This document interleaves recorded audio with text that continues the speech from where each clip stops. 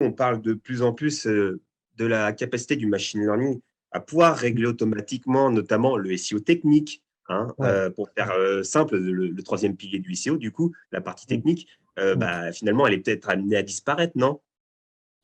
Hmm, je dirais pas disparaître, je dirais évoluer. Je dirais évoluer. Parce que bon, la partie technique du SEO, bon, il y a plusieurs choses à prendre en compte. Il y a l'accessibilité, les réponses serveurs, etc., etc. Mais en fait, sans trop rentrer dans les détails, dans l'architecture même des sites web, il y a énormément de choses aujourd'hui que Google ne peut pas prendre en compte. Là, l'exemple qui vient en tête, c'est par exemple comment Google pourrait gérer au mieux mon back-office. Donc, du coup, en fait, là, enfin, la partie que j'utilise pour pousser du contenu sur le site, si Google ne rentre pas du coup directement dans mon infrastructure. Ça, c'est également une partie technique de mon projet SEO. Et ça, typiquement, Google ne pourra pas rentrer dedans.